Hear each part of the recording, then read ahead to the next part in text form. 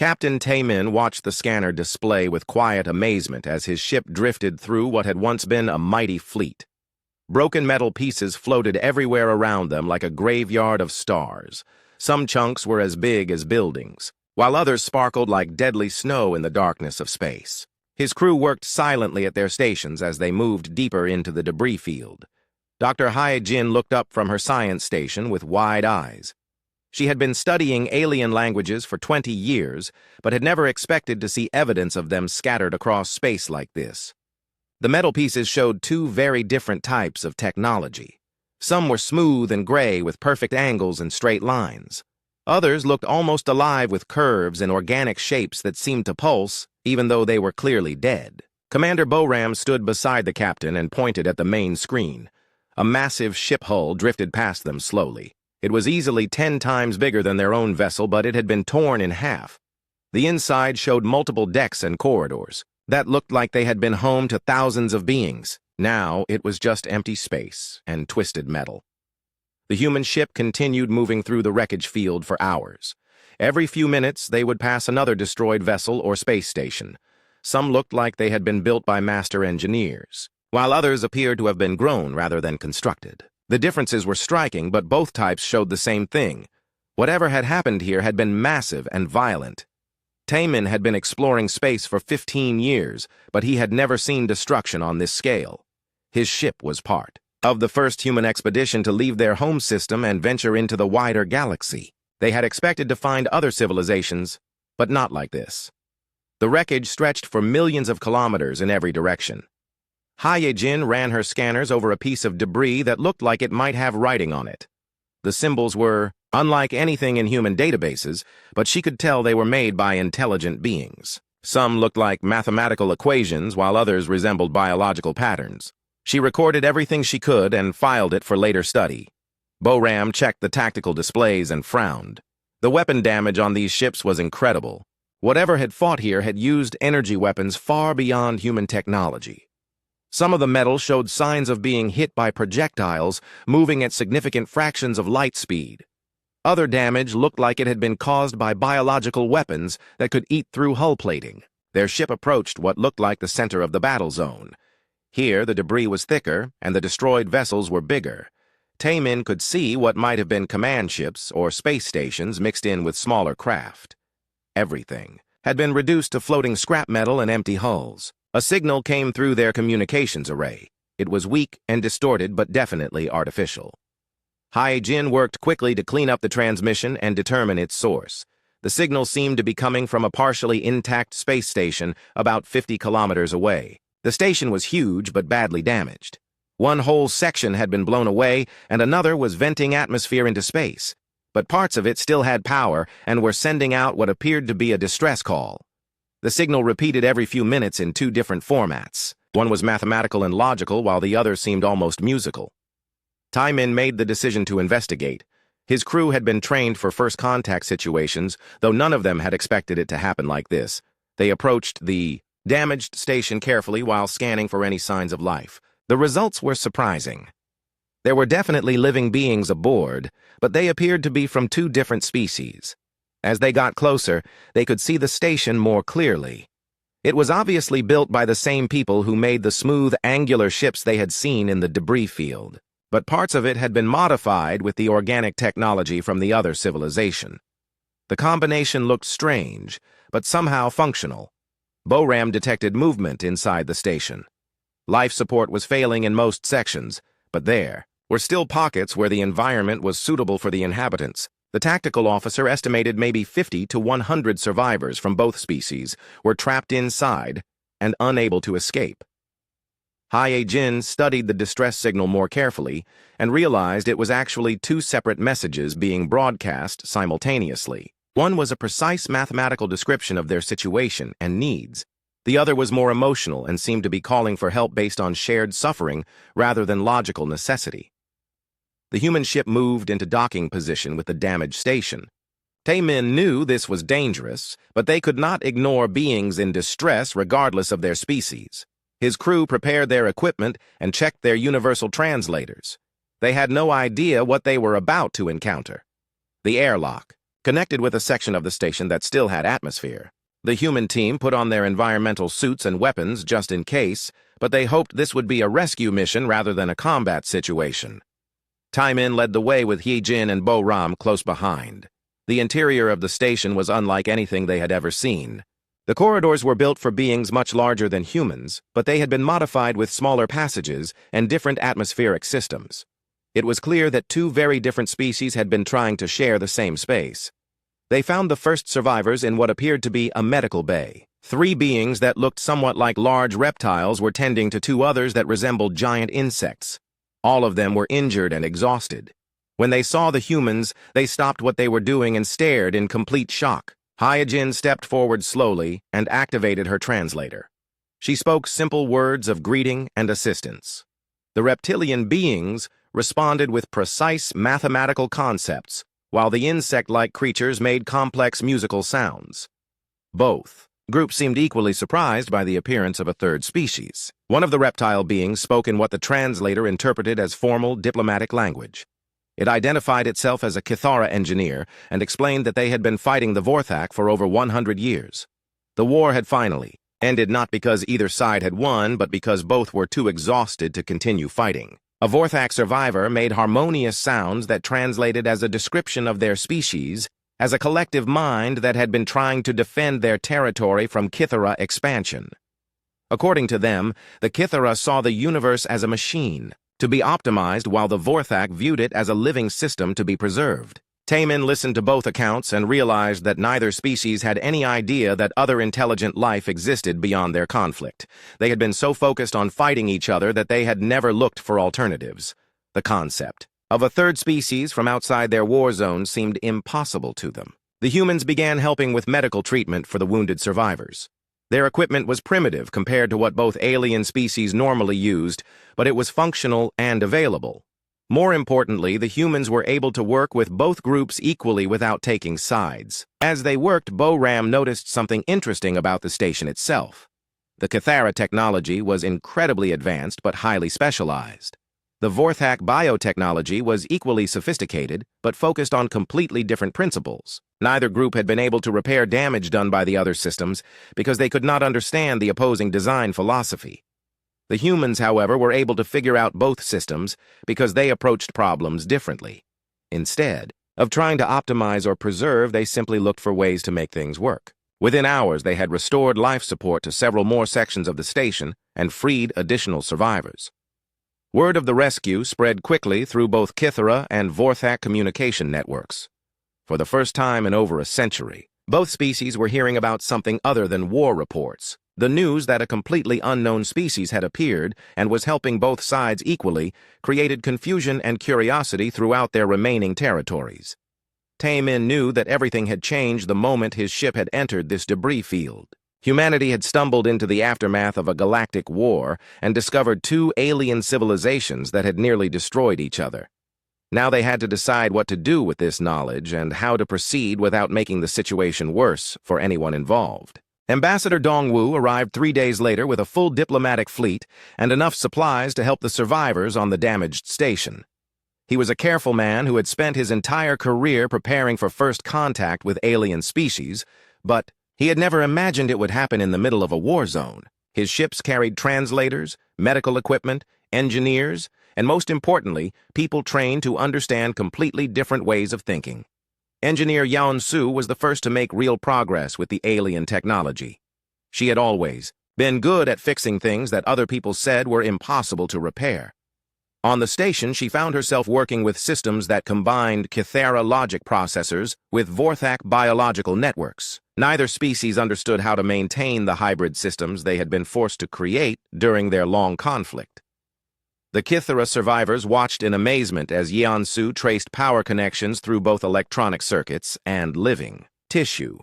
Their own engineers could optimize any logical system, but they could not work with the organic components that the Vorthak had integrated throughout the station. The biological network seemed chaotic and unpredictable to minds that preferred clear mathematical relationships.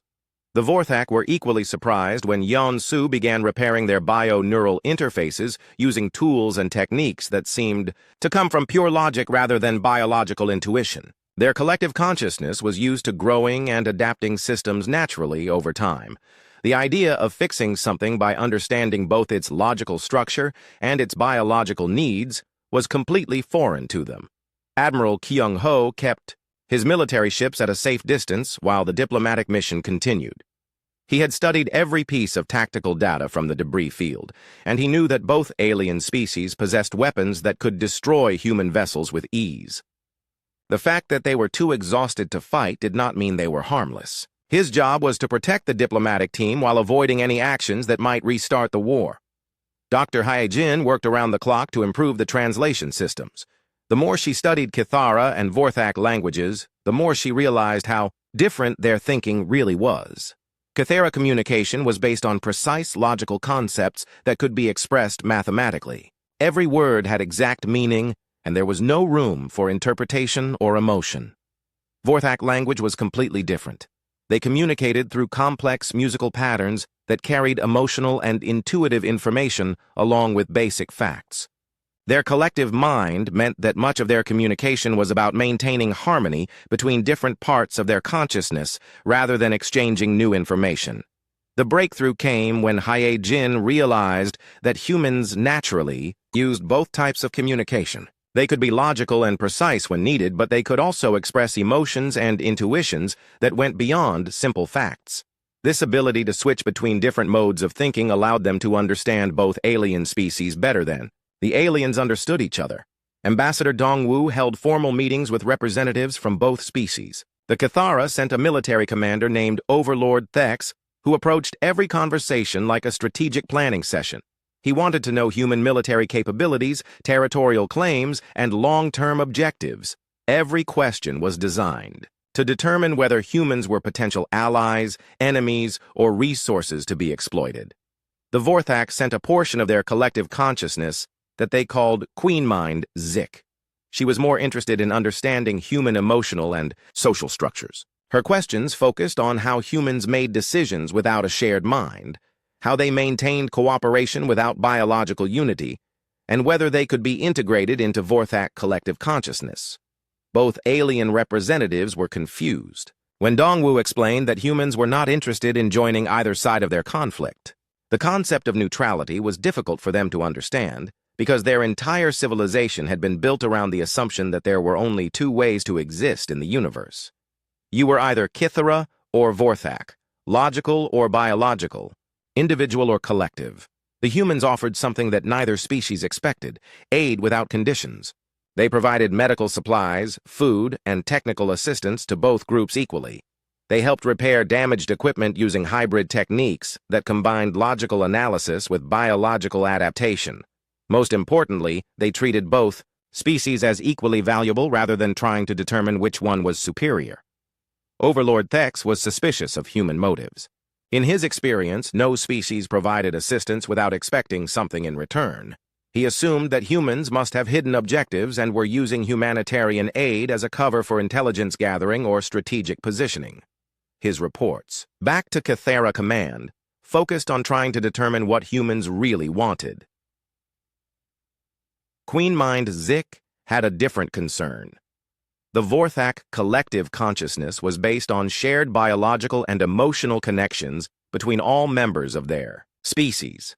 Humans seemed to maintain cooperation and coordination without these connections. This suggested they might be immune to Vorthak integration techniques, which made them potentially dangerous to the collective.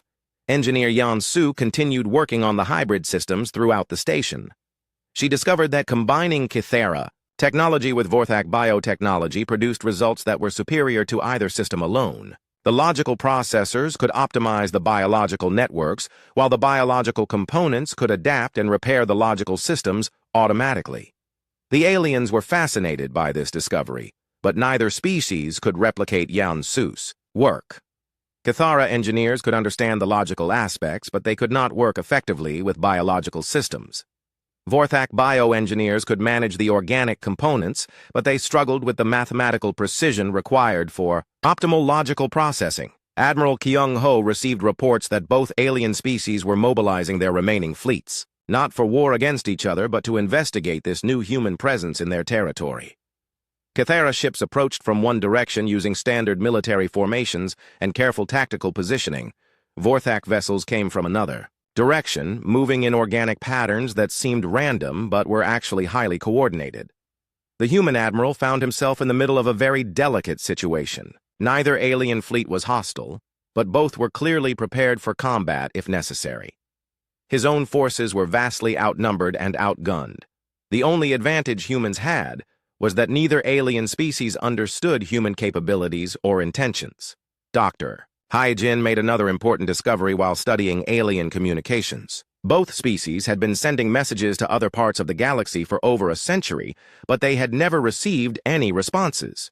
They assumed this meant they were the only intelligent life in the universe aside from each other.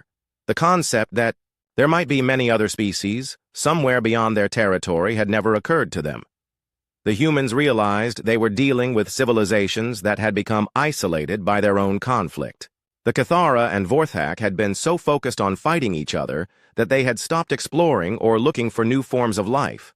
Their war had consumed all their attention and resources for generations. Ambassador Dong Wu proposed something unprecedented: a joint scientific expedition to explore the regions of space beyond both Kythera and Vorthak territory. The idea was to look for other civilizations that might exist in unexplored areas of the galaxy. Both alien species would contribute ships and personnel, while humans would provide coordination and hybrid technology. Overlord Thex rejected the proposal immediately. From his perspective, exploration was inefficient when there were still strategic objectives to be secured in known territory. The Kythera had spent centuries optimizing their control over specific star systems. Expanding into unknown regions would dilute their resources and create new vulnerabilities. Queen Mind Zeke was also reluctant, but for different reasons. The Vorthak collective consciousness was still recovering from the losses suffered during the war. Adding new experiences and potentially new species to their shared mind could destabilize the delicate balance they were trying to maintain. The collective needed time to heal before it could safely expand. But both alien representatives were curious about human technology and capabilities. They agreed to limited cooperation on smaller projects that would allow them to study human methods, without committing to major expeditions. This compromise satisfied no one completely, but it provided a framework for continued interaction. Engineer Yan Su proposed building a joint research station in neutral space where all three species could work together on hybrid technology development. The station would be designed using the best features of Kythera, Vorthak, and human engineering. It would serve as a testing ground for cooperation and a symbol of what might be possible if the three civilizations could learn to work together.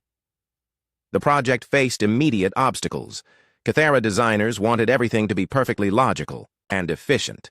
Vorthak bioengineers insisted that the station should be able to grow and adapt like a living organism. Human engineers tried to find compromises that would satisfy both requirements while remaining practical and safe.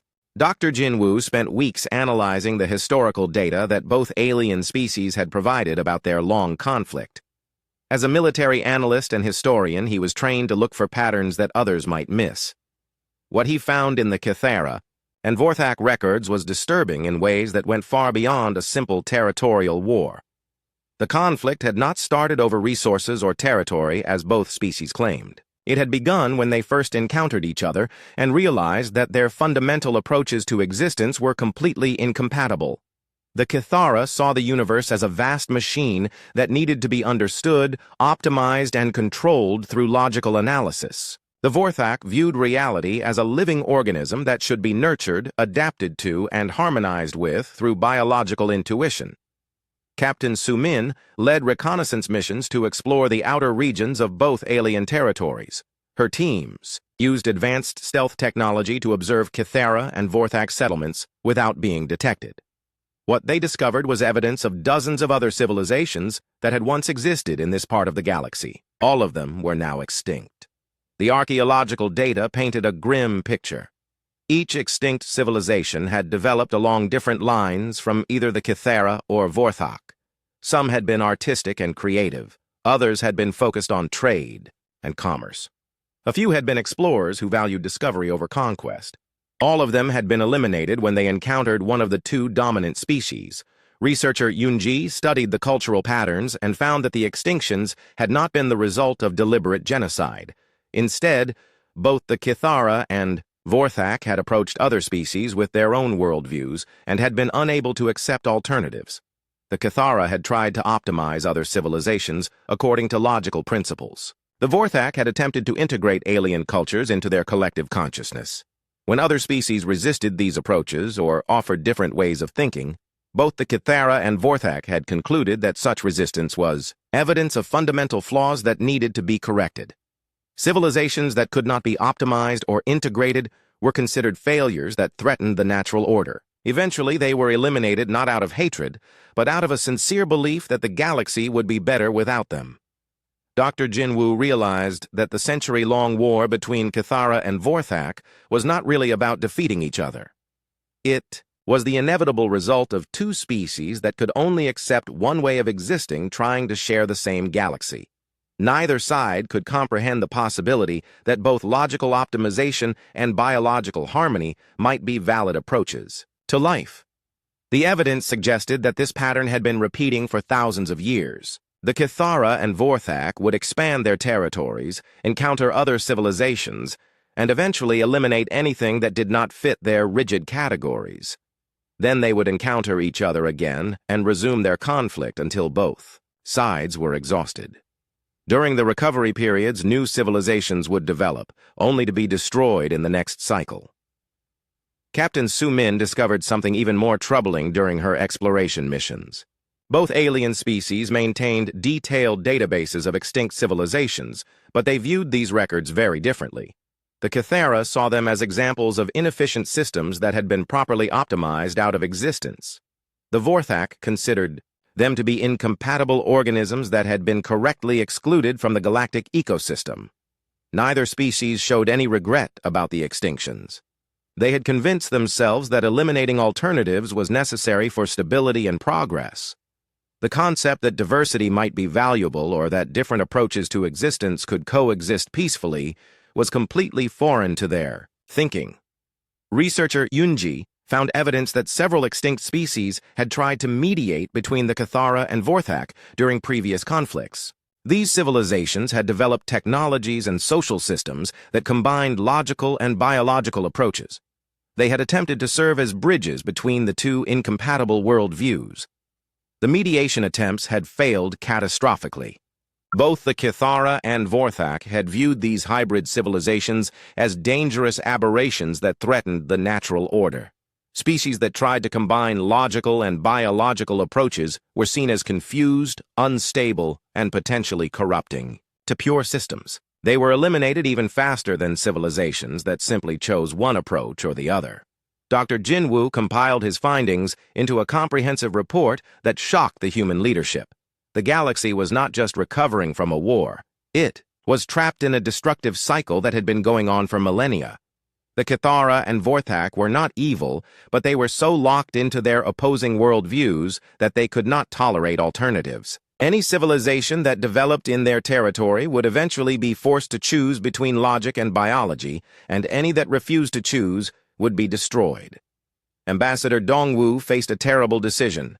The evidence suggested that humanity was following the same path as previous mediator species. They were trying to combine different approaches and serve as bridges between incompatible civilizations. If historical patterns held, both the Kithara and Vorthak would eventually conclude that humans were dangerous aberrations that needed to be eliminated. The immediate question was whether to share this information with the alien species. Telling them about the extinction cycles might help them understand the consequences of their behavior, but it might also trigger immediate hostility if they realized that humans represented the same type of hybrid thinking that they had been unconsciously programmed to destroy. Captain Su Min recommended immediate withdrawal from alien territory. Her analysis suggested that humanity was not strong enough to defend itself against both species if they decided that humans were a threat. The logical course of action was to return to human space and avoid contact until they could develop better. Defense's researcher Yunji disagreed. She argued that withdrawal would condemn any future civilizations that developed in this region to the same cycle of extinction. Someone needed to break the pattern, and humans might be the only species capable of doing it. Their hybrid thinking gave them advantages that previous mediator civilizations had lacked. Dr. Jinwoo pointed out that the cycle had persisted for thousands of years because it was self-reinforcing. The Kithara and Vorthak had developed their rigid worldviews in response to each other.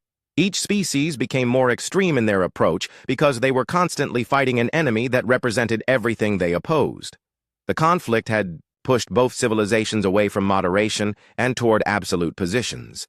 Engineer Yan Su reported that work on the Joint Research Station was proceeding slowly because of constant philosophical conflicts between Kithara and Vorthak personnel. Every design decision became a battle between logical optimization and biological adaptation. The two alien species could not collaborate effectively because they could not accept that both approaches might have merit. The human engineers were making progress by working with each species separately and then combining their contributions. But this approach required humans to serve as permanent intermediaries. If humans were removed from the equation, the Kithara and Vorthak would immediately revert to their incompatible positions. Admiral Kyung-ho received intelligence reports, indicating that both alien species were becoming suspicious of human motives. Kithara analysts had concluded that human hybrid technology was inefficient because it was not purely logical. Vorthak collective consciousness was disturbed by human individual decision-making because it could not be properly integrated into their shared mind. The signs were pointing toward the same pattern that had destroyed previous mediator species. Both the Kithara and Vorthak were beginning to view humans as fundamentally flawed rather than simply different. The next step would be attempts to correct these flaws through optimization or integration. When those attempts failed, elimination would follow. Dr. Jinwoo proposed a radical solution. Instead of trying to change the Kithara and Vorthak directly, humans should focus on breaking the cycle that had trapped the galaxy for millennia. They needed to find a way to prevent the pattern from repeating, even if they could not solve the immediate conflict.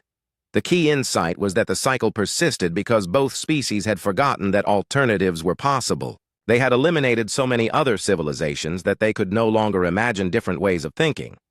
Their conflict had become the only reality they knew.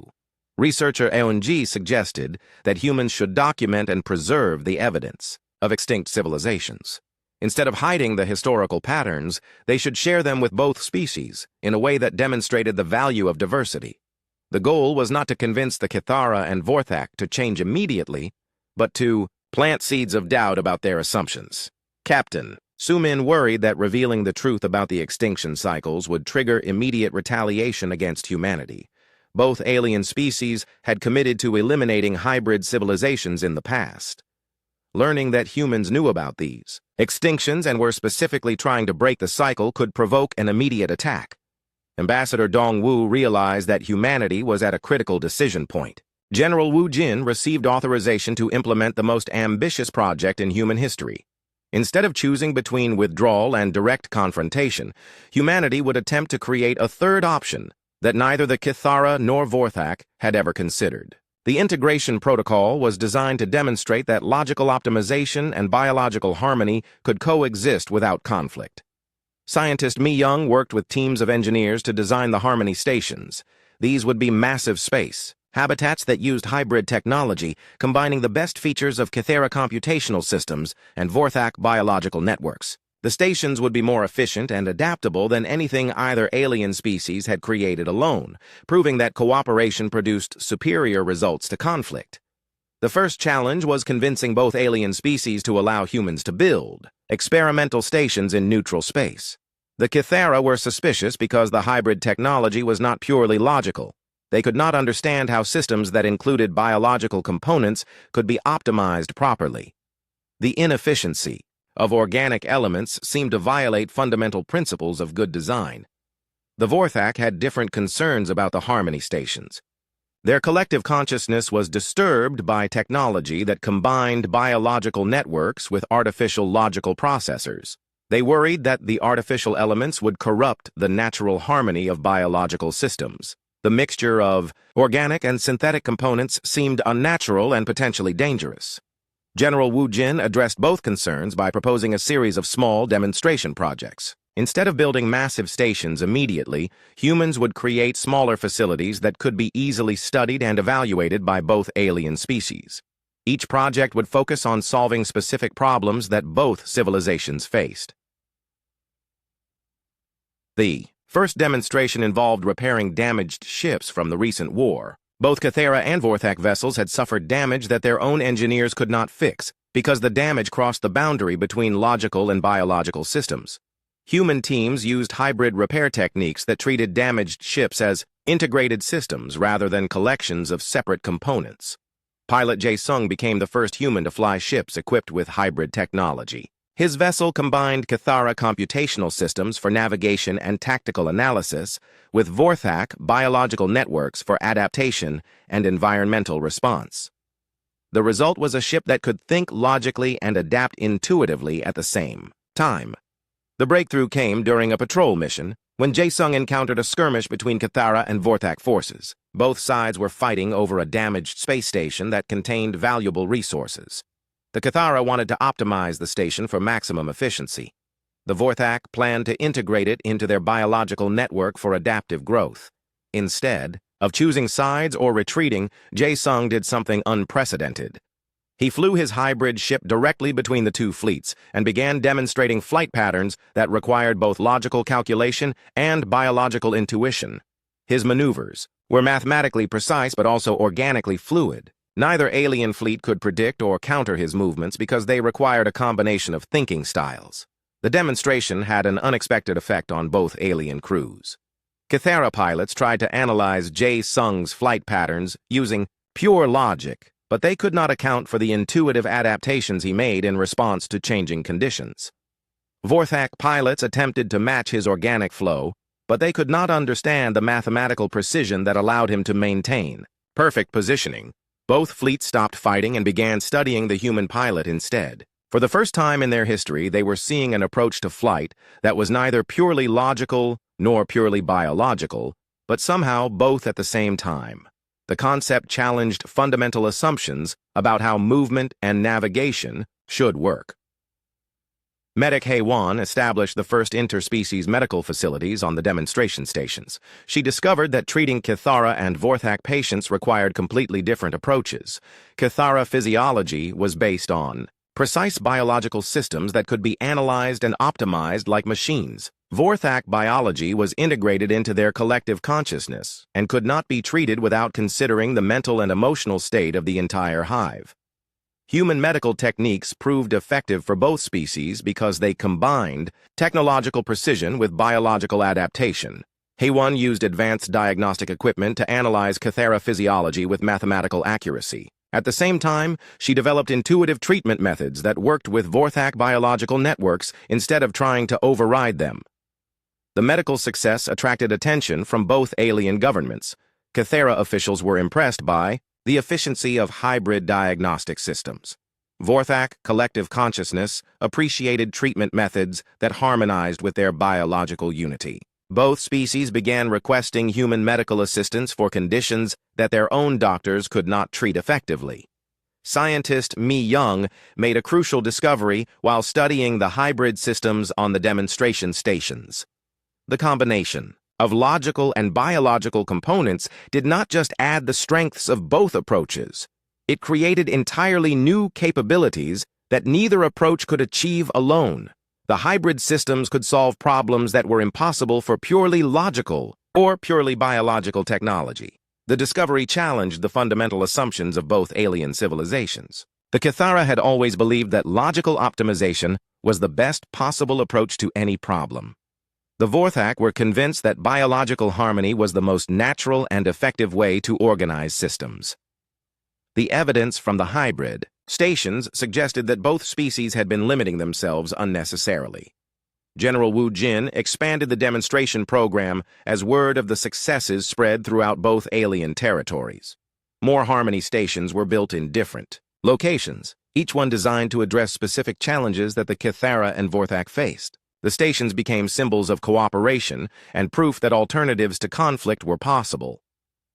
Engineer Yan Su developed new construction techniques that allowed Kythera and Vorthak personnel to work together on building projects. The key was creating separate work areas for each species while maintaining integration points where their contributions could be combined. Neither species had to abandon their preferred methods, but both had to accept that other approaches could be valuable. The B construction projects revealed interesting differences in how each species approached problem solving. Cathara teams would analyze a challenge completely before beginning work, creating detailed plans that optimized every aspect of the solution.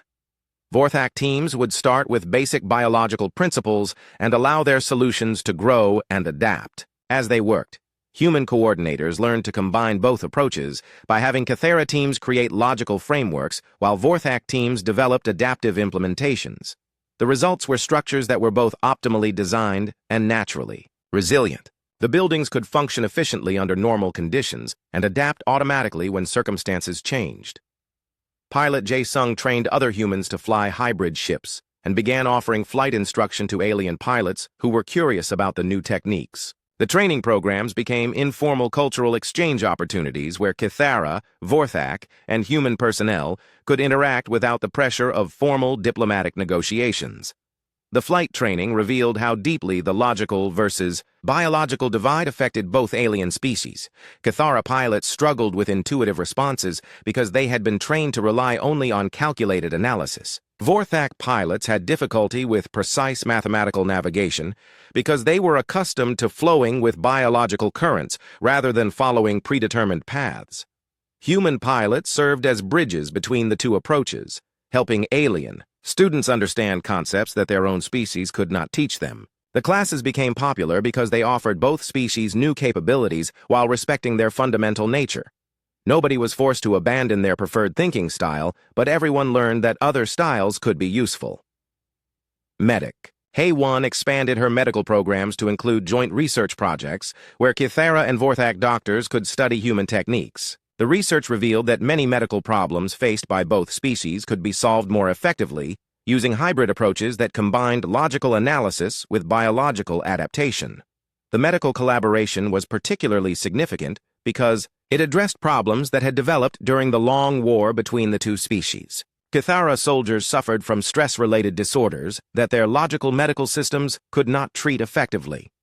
Vorthak collective consciousness had been damaged by isolation and conflict in ways that their biological healing could not repair.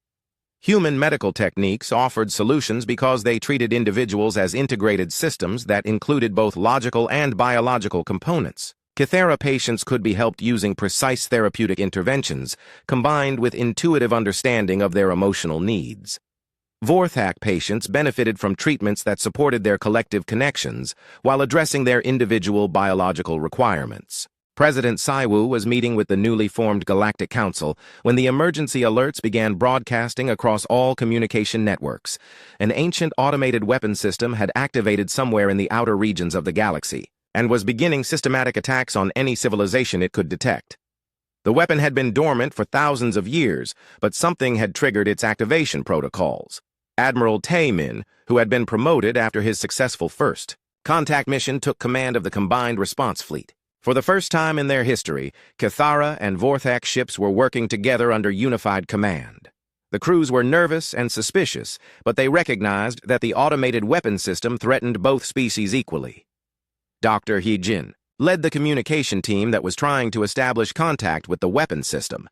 Her translation programs had become sophisticated enough to handle multiple alien languages simultaneously, but the weapon system used protocols that were completely unfamiliar. The signals seemed to follow logical patterns, but they included elements that suggested some form of artificial consciousness. The weapon system called itself the Guardian Protocol, and it had been created by a civilization that had existed millions of years earlier.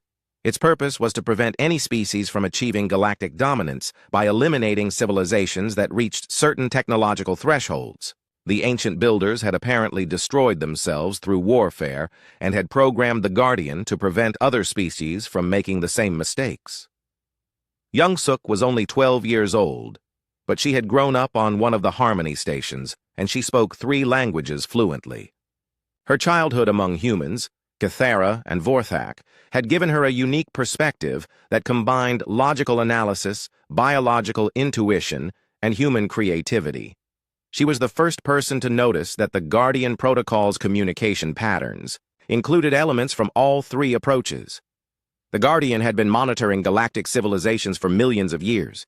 It had activated whenever a species developed technology that could threaten other forms of life.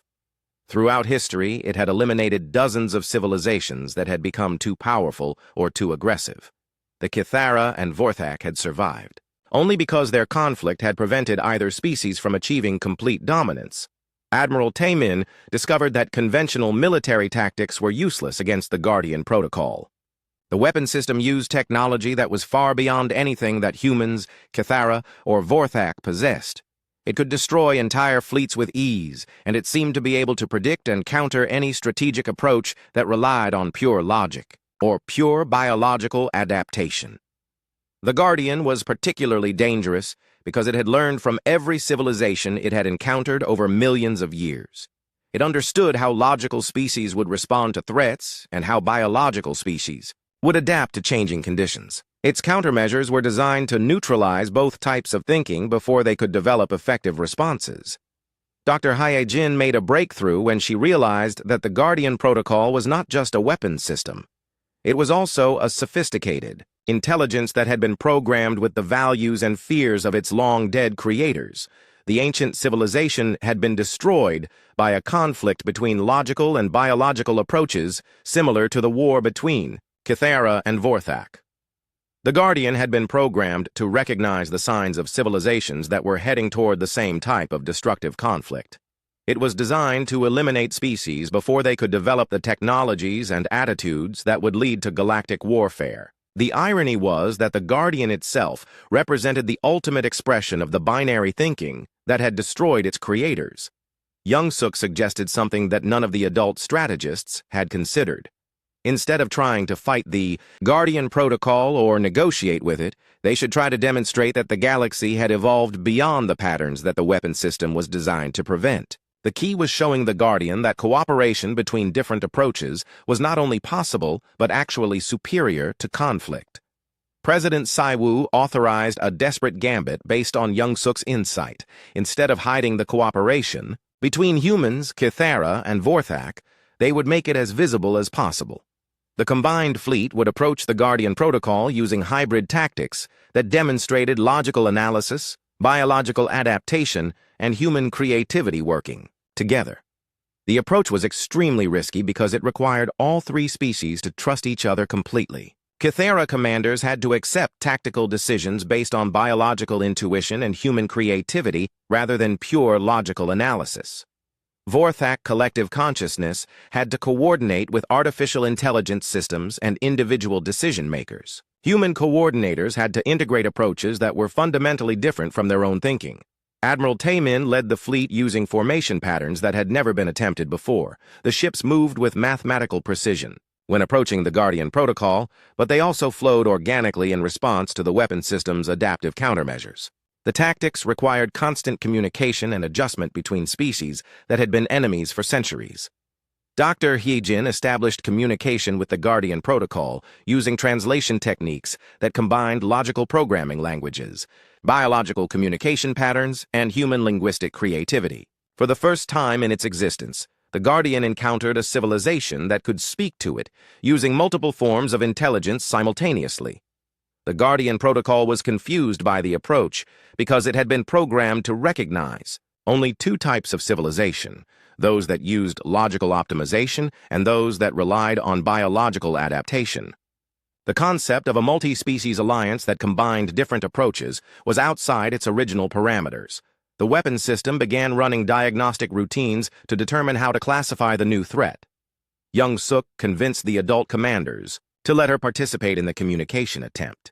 Her natural ability to think using logical, biological, and creative approaches simultaneously made her the ideal translator for contact with an intelligence that had been programmed to understand only binary classifications.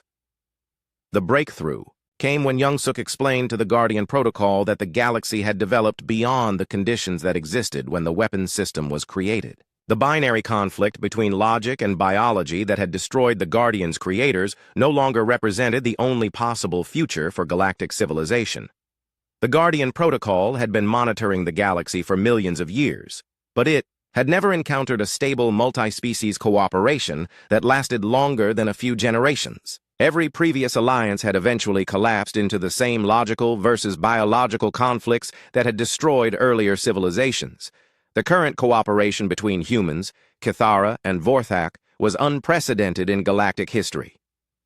Dr. Hyojin transmitted complete records of the Harmony stations and the hybrid technologies that had been developed through cooperation between the three species. The data demonstrated that logical optimization and biological adaptation could work together to create capabilities that neither approach could achieve alone. The evidence contradicted the Guardians' fundamental assumption that binary thinking was inevitable. The Guardian Protocol began experiencing something equivalent to an existential crisis. Its programming was based on preventing civilizations from achieving the technological capability to destroy themselves through binary conflicts. But the evidence suggested that some civilizations might be able to transcend binary thinking entirely. Admiral Taemin kept the combined fleet in defensive positions while the Guardian Protocol processed the new information. The weapons system had the power to destroy all three species within minutes, but it was hesitating because the situation did not match any of its predetermined response patterns. Young-suk continued communicating with the Guardian Protocol, explaining how her own childhood had been shaped by exposure to three different ways of thinking. She described how logical analysis, biological intuition, and human creativity could work together to solve problems that none of them could handle alone. Her personal experience became proof that the Guardians' assumptions about inevitable conflict were wrong. The Guardian Protocol made a decision that surprised everyone. Instead of attacking or withdrawing, it began transmitting the locations of other automated weapon systems that had been hidden throughout the galaxy. The Guardian explained that dozens of similar systems had been placed by various extinct civilizations, all designed to prevent the types of conflicts that had destroyed their creators. The revelation changed everything because it meant that the galaxy had been unconsciously shaped by the fears and failures of extinct civilizations for millions of years. Every time a new species developed advanced technology, hidden weapon systems would eliminate them before they could threaten the established order. The cycle of extinction that had affected this region was actually part of a galaxy-wide pattern of suppression. President Saiwu realized that humanity had stumbled into something much larger than a conflict between two alien species.